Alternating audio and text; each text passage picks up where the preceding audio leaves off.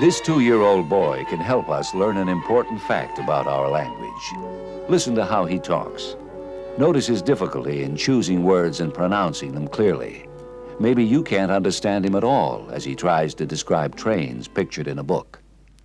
That train car name's a bobsled. And the black engine, puffy, and the tank cars and the fat cars and close. Now let's listen to an older child. Notice that this 6-year-old girl talks more easily and uses more words than the 2-year-old. She is recalling her last birthday party. Anne and Sarah and Alice and Martha and Jamie and Bobby and Stuart came. We played and I had ballerinas on my cake. From this simple demonstration, we can see how a child's language changes. By the time the child has gone to kindergarten, he may know several thousand words. An adult, particularly a well-educated specialist, understands many thousands of words.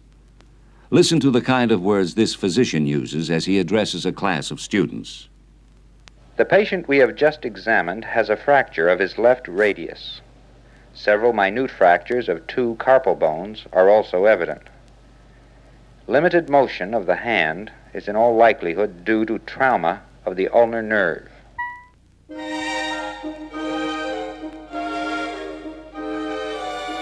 A 1-year-old baby, then, with a vocabulary of about 10 words may grow up to be a well-educated specialist, familiar with as many as 80,000 words. Now you know that as you grow, you add more and more words to your vocabulary. But did you know that the vocabulary of the English language itself grows and changes too? In this film strip, you will see how our language has grown and learn what has made it change over many hundreds of years. In the year 1000, people who used English had only about 20,000 words in their language. In 1500, there were perhaps 70,000 words in English. By 1700, the English vocabulary had increased to 140,000 words. Today, with 600,000 words to use, we have 30 times as many words as a person living in England in the year 1000. Let's see what English looked like and hear how it probably sounded in the year 1000. That land si swydde, lang northanon, ac hittis alle weste, buton on fairwum stowum. These words were written about 1,000 years ago by King Alfred of England. They tell about a place in Scandinavia where the Finns lived. By comparing the modern English translation below with the Old English words, we can see how much the English language has changed. Now, as we read the translation, notice the similarity between some of the old and modern English words. That land extends far to the north from here, but it is all waste except in a few places.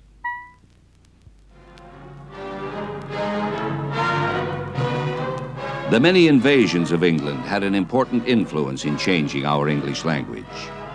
About 2,000 years ago, the Romans invaded Britain and defeated the Celtic tribes living there. Soon, Latin words from the language of the Romans began to appear in English. About 400 years later, after the Roman soldiers left, some Latin remained. At various times, beginning around 1,500 years ago, Vikings, Jutes, Angles, Saxons, and Normans came from different parts of Europe to raid Britain. Many common modern English words came down to us from Anglo-Saxon warriors and their families who stayed in England. Some of the words are listed here. All, him, the, meat, sleep, house, arm, eat, and head. In 597, 40 monks headed by Augustine came to Britain from Rome. Pope Gregory sent them as missionaries to convert the Britons to Christianity. Ethelbert, King of Kent, became overlord of Britain. He helped Augustine establish his mission, and as Britain became a Christian country, Latin, used by the church, began to enter the language more and more. Some of the words that came from the Latin are listed on the left. Visit, from the Latin visitare. Describe, from describere. Auditorium, from audire. Event, from evenire.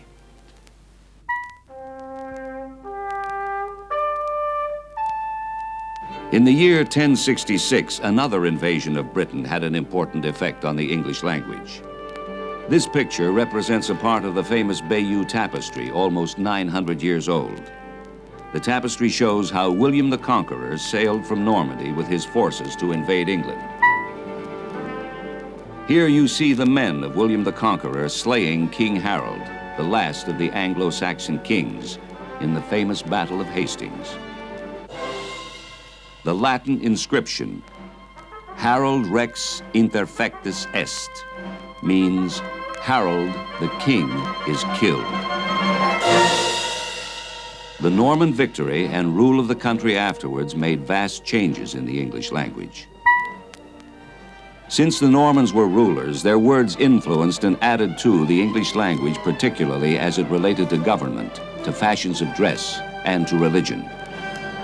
Some examples of words we use today that came from the period after the Norman conquest are state, from estat, collar, from coller, coat, from coat, and pastor, from pastor.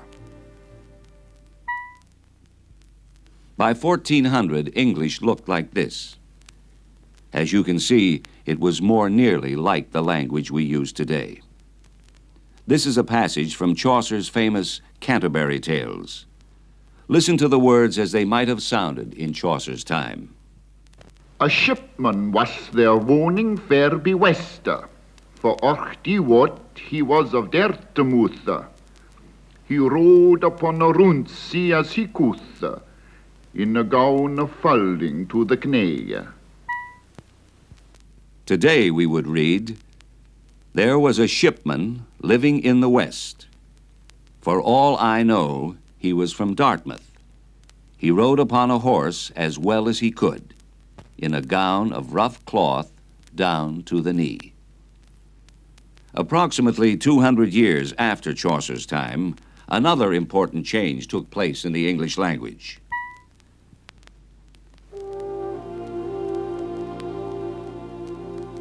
After 1600, when English settlers began to come to America, and especially after 1700, when they came in great numbers, our vocabulary began to grow very rapidly.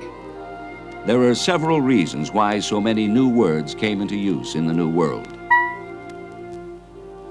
In America, there were new types of unfamiliar animals and terrain for which there were no English names. To identify them, the settlers created words and used old words in new ways. Underbrush, bullfrog, and copperhead are some of the words they created. Here, on the left, are more names that settlers from England gave to new things during the first 100 years or so they spent in America. Bluff, foothills, log house, and rail fence. Often, in their contacts with the Indians, the colonists borrowed words from various tribes who lived near them. The next three pictures will illustrate an incident that will show you how our English tongue was enriched by Indian languages. Many names of things you hear in this incident were borrowed from the Indians.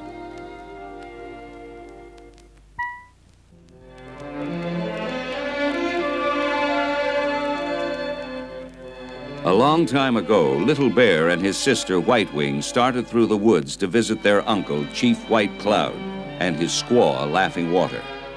Each of the children carried a bundle of raccoon skins to give to Laughing Water. The children liked to visit their uncle, who sometimes gave them presents. As they went along the path, they saw 2 chipmunks, an opossum, and a woodchuck. Soon, Little Bear and White Wing approached their uncle's wigwam. They could smell the hickory smoke from the fire. They found Laughing Water with her papoose on her back, grinding maize. Near her, on the grass, was a pile of squash, potatoes, and the maize for grinding. She greeted the children and thanked them for the raccoon skins. The children were disappointed to learn that their uncle was not there. The children soon started for home.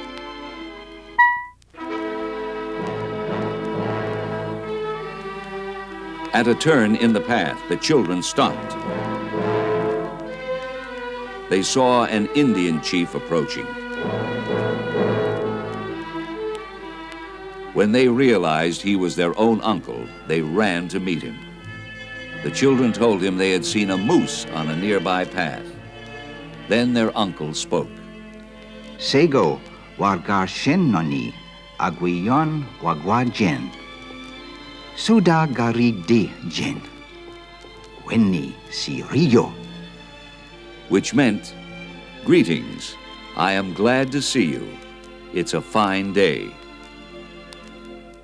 The chief then told them he had been to a big powwow and that he had presents for them. The chief gave White Wing a pair of beaded moccasins and presented Little Bear with a small hatchet or tomahawk. The children's shining eyes told their uncle that he had made them very happy. Other people besides the Indians have contributed to our language. The Spaniards, for instance, who explored the Southwest under Coronado. ¡Atención! Los nativos dicen que si nosotros viajamos hacia el este, llegaremos a un ancho río donde hay muchas canoas. In these Spanish words, Coronado tells his companions that the natives say if they travel east, they will come to a wide river with many canoes. Coronado and other explorers and settlers from Spain were among the very first Europeans to come in large numbers to the great American Southwest. It is surprising how many of their words remain in our American language today. In California, many cities still bear their original Spanish names. On this modern map, you see some of them: San Francisco, San Jose, and Santa Barbara, which were named for saints, and Los Angeles, the city of the angels. You can find many other Spanish city names on your own map.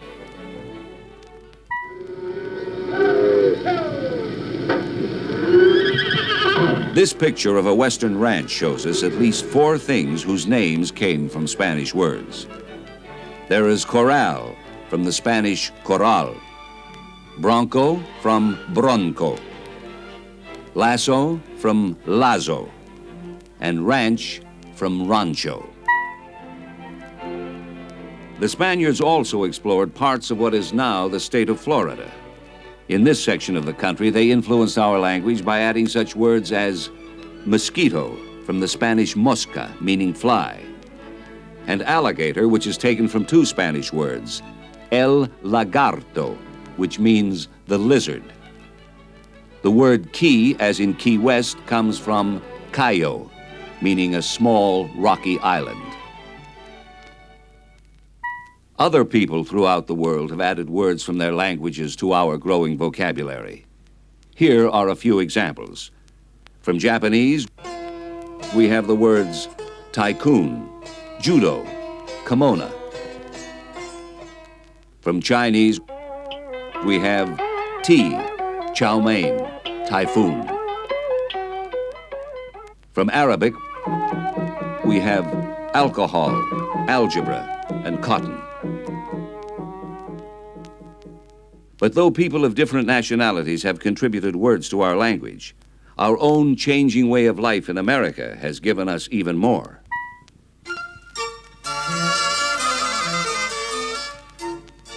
Below these pictures of an American boy of the 1700s and girl of the 1800s are words that were new at the time. Isn't it interesting to know that the words ice cream were originated in the 1700s and hot dog in the 1800s? In more recent times, our changing way of life has strongly influenced our language and given new meaning to many of our words. Listen to this imaginary baseball broadcast. Bases are loaded. Fans are rooting for Smith. He's in the last half of the seventh inning. Smith comes to the plate, swinging his bat. He's a light hitter, and the fans probably expect a bunt. There's the pitch. He swings, and listen to this crowd. It's going to be, it is a homer. Hey, hey, hey, into the bleachers. Other sports have added new words to our vocabulary and given new meanings to old words. From basketball, we have words like dribble and backboard. From golf, putt, tee, and par. Football gives us touchdown, offside, and punt. Science and invention have changed both our lives and our language. People have created thousands of words like telephone, television, space exploration, sulfa drugs, space capsules, and these words have become a part of our lives. The dates on these pictures show when certain discoveries began to influence our lives and our language. In 1903, the Wright brothers made their first successful airplane flight. Automobiles began to crowd horses off the streets in 1919. In 1925, radios began to appear in American homes.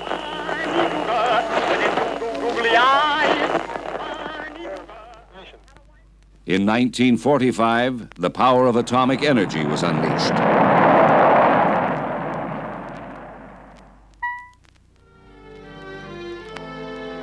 By 1951, television came into many American homes.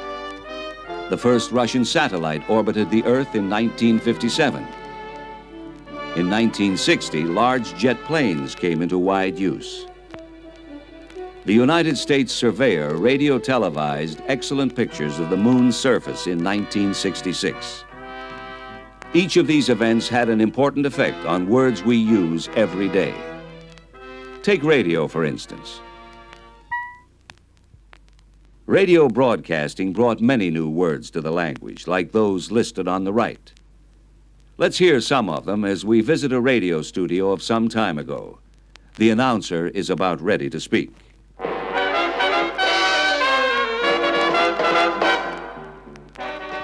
This is Tommy Stowe, your favorite red-headed disc jockey at the mic. Now tonight, we'll be spinning new discs on the turntable, and they'll be coming to you on the airwaves right after the next station break and a brief commercial. Now, don't touch that radio dial. Stay tuned for Tommy Stowe and his Planner Show. Today, even newer words are common on television newscasts. Space exploration has added a whole vocabulary. On a television broadcast in the late 1960s, you could hear something like this. Okay, all Mercury stations, keep clear of your channels unless it's an emergency. For any of you who tuned in late and missed the first part of this history-making flight into space, I'll give a brief summary. There was no trouble at the launching or when the space capsule separated from the booster rocket. TM Blockhouse, you still okay? You see by our chart that the astronaut will plan to orbit 3 times. He's completing the first orbit and has reported to the tracking station in Australia that the problem he had with the air conditioning is now corrected.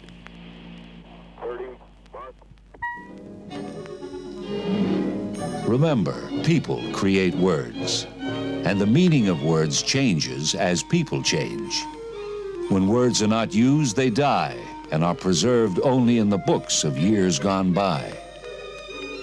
It is wonderful indeed that language can change and add to the meaning of life and of living.